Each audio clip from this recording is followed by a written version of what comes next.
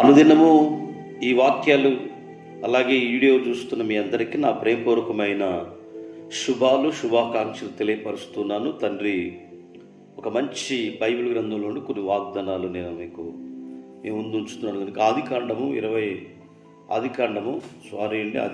17వ అధ్యాయము 7వ వాక్యంలో నేను నీకు దేవుడినై ఉన్నాను, నీకు ఎలోహింనై ఉన్నాను, సర్వోన్నతుని సృష్టికర్తనై ఉన్నానని రాయబడింది. అదే ఆదికాండము 15వ అధ్యాయం 1వ వచనం నేను నీకు కీడముగా ఉన్నాను అంటాడు. అలాగే ఆదికాండం 26 3వ వచనం నేను నీకు తోడై ఉన్నాను అంటాడు. ఇస్సాకుతో మాట్లాడుతూ చెప్తున్నాడు. ఇర్మియా గ్రంథం 33:3 నేను నీకు ఉత్తరం ఇచ్చేదను గనుక నువ్వు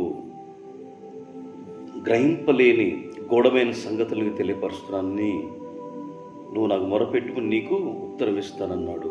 అలాగనే 2 సమూయేలు గ్రంథం 7వ అధ్యాయం 11వ వచనంలో నేను నీకు నెమ్మదిని కలగజేస్తానన్నాడు కనుక 33వ అధ్యాయం 7 గ్రంథం 33వ వచనం నేను నీకు బోధిస్తానన్నాడు.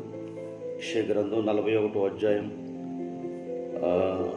14వ వచనం నేను నీకు సహాయం చేస్తానని ఈ వాగ్దానాలన్నీ మన జీవితాల్లో తండ్రి చేసిన ఉపకారాలను బట్టి యావే మనకు మేలు చేస్తానన్నాడు, కేయడమన్నాడు, తోడై ఉంటున్నాడు, ఉత్తరం ఇస్తానన్నాడు, నెమ్మది కలగజేస్తానన్నాడు, నేను నీకు బోధిస్తానన్నాడు, నీకు ఏది కావాలంటే సహాయం చేస్తానన్నాడు. కాబట్టి మనందరూ కూడా ఆయన సన్నిధిలో ఈ వాగ్దానాలన్నీ కూడా పరిశుద్ధ గ్రంథమైన శ్రేష్టమైన వాగ్దానాలు మన జీవితాలలో నెరవేరినట్లుగా మనం ప్రార్థన చేద్దాము. ఆయనని సహాయం చేయగలిగినట్టు వాడు అన్నాడు. నిజంగా లోకస్వార్తలో చేపలు పట్టడానికి శిష్యులు వెళ్ళారు, కానీ ఆ రాత్రంతా ప్రయాసపడ్డారు, వారు ఆలోచనతో వెళ్ళారు.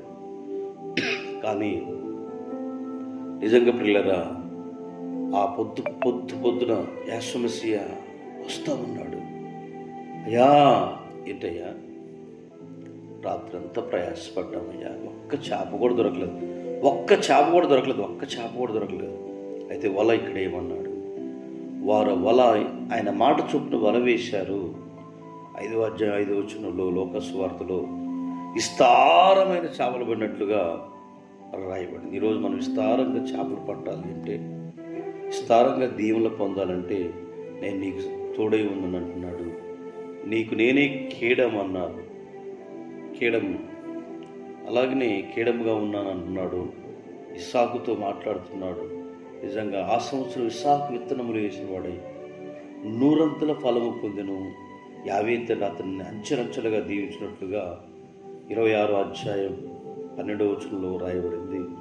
కనుక 33వ అధ్యాయం 3వ వచనంలో నాకు మొరపెట్టు నీకు గూఢమైన సంగతులు ఇస్తాను దాకా తెలియపరచబడింది. సమూయేలు గ్రంథము నేను నీకు నెమ్మది కలగజేస్తాను. నెమ్మది లేక ఎంతమంది ఉన్నారు, యావే తండ్రి నెమ్మదిని ఇస్తారంటున్నాడు. కనుక మనకు సహాయం చేయగలిగినట్టు వాడు ఆయనే ఉన్నాడు. కాబట్టి అట్టి కృపాధన్యత మనందరి కుటుంబాల్లో ఈ దినము ఈ వాగ్దానాలు వీక్షిస్తున్న ప్రతి కుటుంబాన్ని తండ్రి దీవించునుగాక. ప్రార్థన మహిమ కలిగిన తండ్రి, నీ నామంలో తండ్రి నాయన అబ్రహామును ఇస్సాకును దీవించిన మా తండ్రి, సమూయేలునైనా వారి తల్లి ద్వారా వాగ్దాన పుత్రుడుగా జన్మించావయ్యా.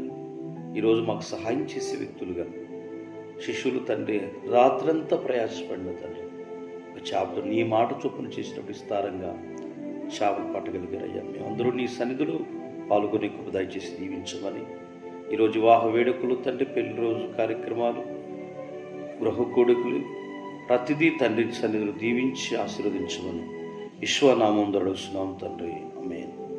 నిజంగా ప్రగడాల ప్రవీణ్ కుమార్ అన్న నిజంగా మరణించడం జరిగింది. చాలా దుఃఖకరంగా ఉంది. ప్రతి ఒక్కరు కూడా మరి ఆయన కొరకు సంతాపం చేయాలి, ఎన్నో ధర్నాలు చేయాలి, ఎన్నో ఇబ్బందులు. ఆయన ఎలా చనిపోయిండు ఏంటి అని ఎంతోమంది పోరాడుతున్నా వారికి కూడా మనందరూ కూడా సానుభూతి తెలియపరుస్తూ తండ్రి యొక్క సన్నిధిలో మరి ఈరోజు అటు కృపాధన్యత మనందరం కూడా తండ్రి సన్నిధిలో ఆయన మాట చొప్పున చేసి ఆయన సన్నిధిలో దీవెనలు పొందేవారమే ఉందాం. తండ్రికి మహిమ. ఎందరూ